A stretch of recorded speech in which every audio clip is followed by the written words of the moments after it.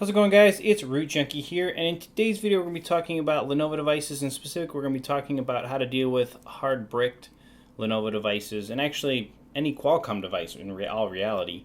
But specifically this one right here, this is my Zook Z2.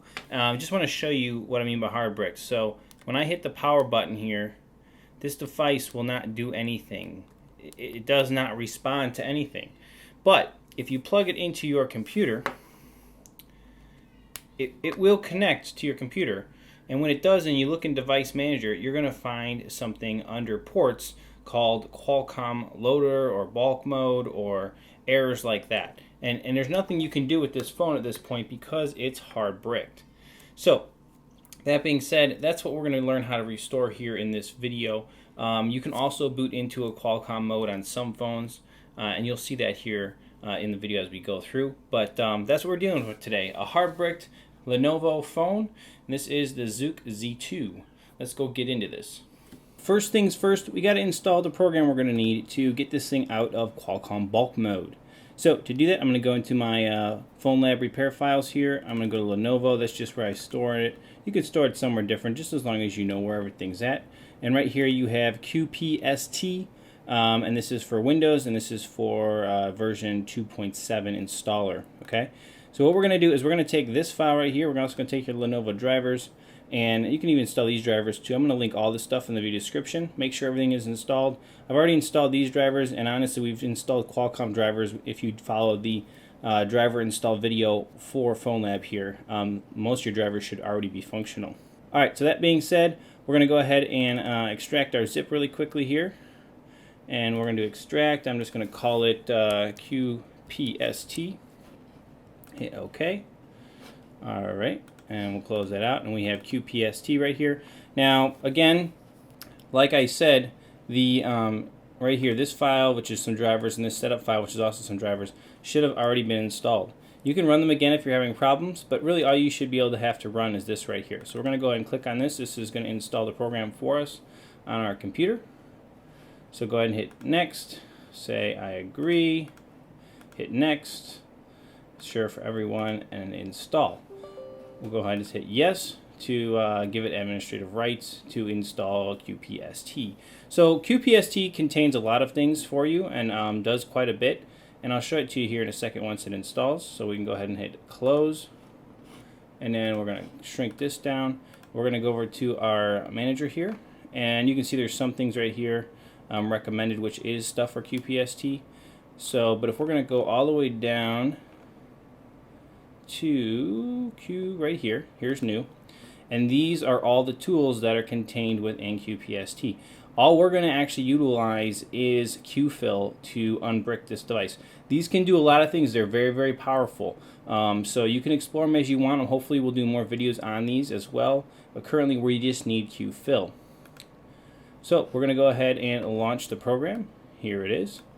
Very nice, very nice. And then we're also going to need to do some setup. So let me go ahead and pull these, go back here, and let's see what we got. Okay, so here is our firmware we're going to flash, and here it is right here. So we're just going to go ahead and click on this, and we're going to extract it. And you know what? I'm going to extract it somewhere new because it's best to utilize this on your C drive, so right at the root of your system. So we're going to go to C drive, and we're going to create a new folder, and we're going to call it Z2. That's because that's the name of the device. And then, let's see here. So we've got that folder Z2, right? Here we go. Z2. And then say OK. And so we're just going to be at C drive C2. And then we'll hit OK to extract the firmware. The reason you put on your C drive is sometimes QFIL will not function correctly until it's extracted to that location. So it's just critical that we do that. Now, while this is extracting, let's talk about firmware. How do you get this Qualcomm QFIL firmware to be able to restore your device? That's the tricky part. You can find it online for a lot of phones out there. And if you have it, I mean, it does everything. It removes FRP. It restores the device no matter what. This thing is hard brick, like you saw, with just a black screen showing Qualcomm bulk mode. This will restore it, but the trick is to get the firmware. Now, if you're looking for Lenovo firmware, some of the other OEMs, go ahead and make a comment in this video, and we'll try to get you that firmware. We do have access to certain things, specifically Lenovo, Motorola, and other carriers or OEMs. So make a comment, and we'll try to help out as much as we can to direct you to the QFIL files firmware that you need for your device. There's some good things we're going to need to know, though, is things like build number and basically any kind of identification information you can get off the phone. Model number would be great, things like that, so we can help identify it. You can find some of those things in bootloader mode. Otherwise, you're just going to have to know what you're dealing with, what device you actually have, even if it's hard bricked, which can be tricky. Okay, so that went ahead and finished, so we can close this. And actually, all this is done, so we'll just shrink this down. Now let's talk about configuring and loading up and setting up this program right here. So firstly, for this firmware, I need to be in flat build mode. I need to go into configuration, Firehose config. We need to be on EMC. We need to do reset after download. So basically what that means is it's going to reboot the phone after it downloads, and go ahead and hit OK. So far, that's all good. And then we're going to browse and find our file, which we said we put on C drive, and we put it under Z2. And then come over here, because this firmware doesn't use an MBN, it uses an ELF, and then we need the top one, not the light. So we'll load that. Then we can load our XML files. And now that you've picked this folder, it should automatically pick that. So then you just click on that one, click on the patch, and everything is loaded up and ready to flash this device. The thing we need to do is go ahead and connect it to get our port to show up here on top. So we're just about there. Alright guys, so you go. So you see this device is in this Qualcomm mode. This is again the Lenovo Zook Z2. So to get into the mode, watch the previous video on how to boot into different modes. You'll understand how to get into this mode. I'm not going to cover it. What's cool about this is that in this mode, QFIL will actually boot it into the proper Qualcomm mode. So that all we need to do is be in this mode, and we can, from here, QFIL will do the rest of the work. So I'm just going to go ahead and plug in my device. You can see when I do that, it actually opens up the port here, and it says it's in diag port mode. So that's fine, but it's not bulk mode, which is the mode we need, the Qualcomm mode. So, but it will switch it. Now, if you need to switch it, you can open up CMD. And I'm just going to show you this really quickly because it's wicked cool. And you can just type in ADB reboot EDL. And you need to obviously have Android SDK installed. You need to obviously have that part done and have this thing functioning correctly. But this is not necessary. I'm just showing you this will do it. And you'll see what happens with the phone. So we're going to go ahead and hit this, hit enter. And there we go. Let's see here. Oh, it says device is offline. Let's just do it from another screen. So we're going to go into here. For some reason, ADB is not working good for me unless I run it from here. So we can leave QFIL up. All right, let's do it from here. So we're going to do ADB reboot EDL. Hit enter, and this should go ahead and reboot the device. Wow, interesting. It's not letting me do it. So not a big deal though. Like I said, this does work sometimes. Sometimes it doesn't. Just wanted to show it to you that it's there. And if you have issues where it doesn't function, don't even worry about it, because the program here should do it as long as you have a diagnostic port here or a Qualcomm port. So that being said, we've got everything set up. Let's just go ahead and try the flash and let this thing do its restore. Click download to continue. So you can see right here it says switching to EDL. That's what I was talking about.